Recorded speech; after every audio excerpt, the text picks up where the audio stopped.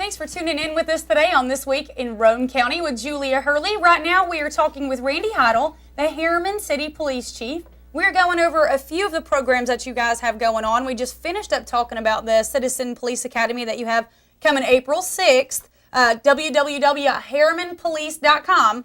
Let's talk a little bit about the Reserve program and the Neighborhood Watch. Can we do that? Yes. My Reserve program, I started it probably 2 years ago.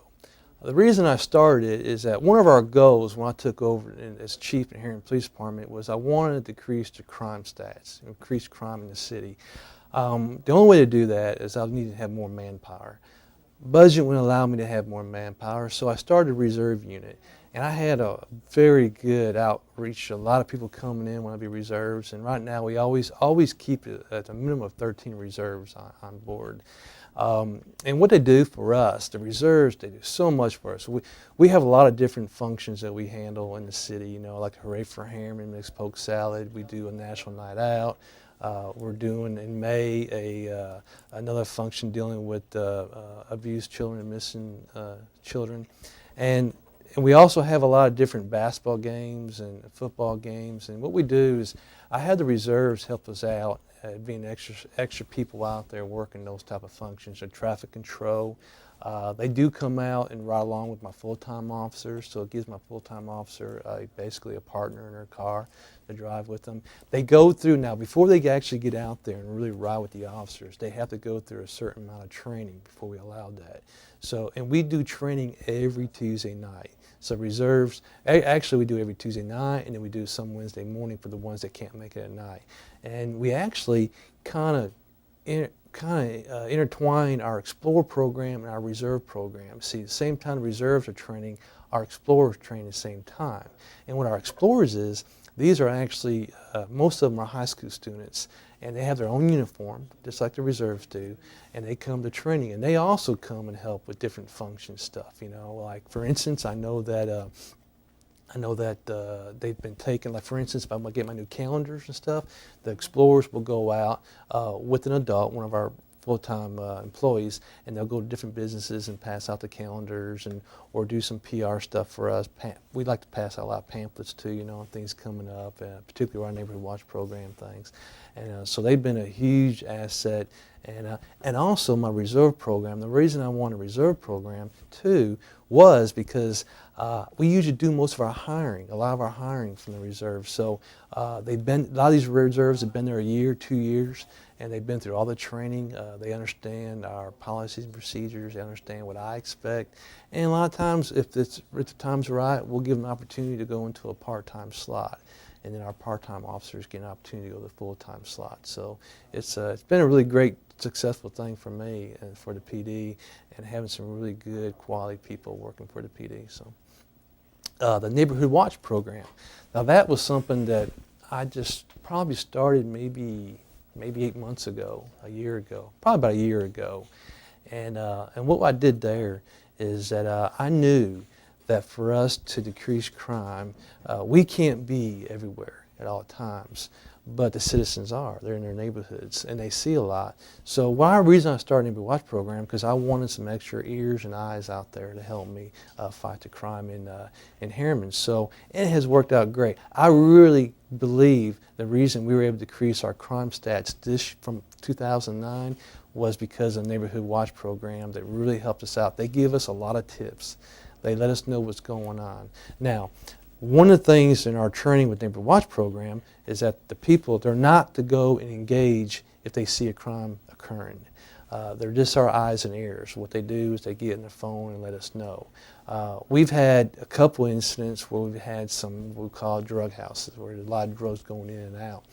And the last thing I want is any citizen to get involved and stuff like that, because we're trained to deal with situations like that, but they're not really trained, so I don't want them getting hurt.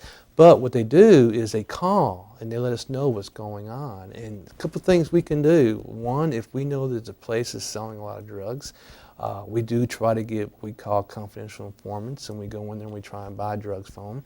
But we also try and put visibility in the area. And one of the great things about the Neighborhood Watch program, people, is that they can let us know.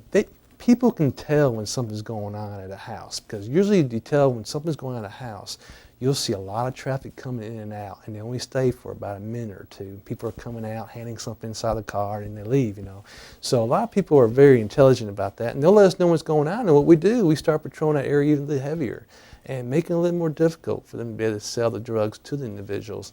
Who do they call? A lot of times they call me. I give them all my cell phone number, well, I don't really give my cell number. Not on TV, gotcha. Not on TV, but if you're in a neighborhood watch program, in my neighborhood watch program, you will have my cell number, and they can call me. My number's on at all times. I've gotten phone calls at 1 in the morning. I've got phone calls at 10 in the morning. I got phone calls at 6 in the evening. My phone is there for them because I want to try my best and help these people make their neighborhoods a safe place to live for them and their kids. So it's really been a very successful thing for us. I've been really happy with it. Now, just recently in the news, there was a hit and run case in Harriman. Yes. Tell us how you solved that case so quickly. It was literally, it felt like overnight. I know it wasn't, but it felt like it. It took approximately almost 72 hours. Detective Jason Joseph, Detective Daniel Schnatter, and Detective Jared Whitson were assigned to the case. What they done is they went into the crime scene. One of the things that was left at the crime scene was the it was a right blinker cover lens, and it was in pieces. And what they done, they sift through the crime scene, they put together all the little parts for that lens cap, and they got some numbers off of it.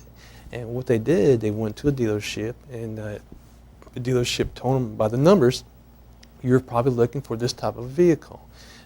They pretty much had it pegged right. They said it was a Ford Ranger. They felt it was a Ford Ranger, around 2001, 2006 model. And from there, what we did is, learning from that, we put in the news, you know, about the vehicle that we're looking for, and we got a tip. We got a tip from someone who was trying to fix a vehicle that matched our description and had the same kind of damage to it that we felt would be on it. And before we knew it, we had the driver and had the truck, and solved the case. So, and then we took it to the grand jury and got an indictment. How often does that happen that quickly? Not all the time, because I was an investigator myself for 8 years, and I've worked several different cases. In some cases are quick. In one case I had took me 2.5 years before I was able to charge somebody. So, but that's really but that was really good police work, real good police work by detectives. They worked around the clock, you know, long hours during them 72 hours, and they did a great job at it. So, and I know the family was really grateful. How closely does Harriman City work with Roane County? We're really close. Matter of fact, Roane County Narcotics Unit is in the same building that I provide in Harriman City, work with my narcotics unit. So we work together on the narcotics in Roane County. We worked with several cases, on a lot of the big cases that Roane County's had. We were right there with them, you know, and they work with us. So we also, matter of fact, today I just called the Chief Washington from Kingston PD, and we're giving him $1,800 for his drug fund in a case that we worked together a few years back. So, and Rockwood the same way. We try to work with all the agencies. So it's really, and plus for me, I actually worked for Jim Washington one time in my career, and I actually worked for Sheriff Stockton in my career. And both of them were very good bosses to me and gave me a very good opportunity where I'm at now. So, and then Chief Stinnett in Rockwood is a friend of mine for years, and so right now in Roane County we all know each other and get along really well. What is the benefit of the church security training? What is it, and what's the benefit? Well, the benefit, I started doing this training about a year ago, and I usually do one church a month. And actually tonight, I have a training session tonight. But the benefit of it is trying to, we want to... Let me stop you right there. Okay. We're going to take a really short break. I'm sorry I got so enthralled with what you were saying. Viewers, will be right back with a word from our sponsors.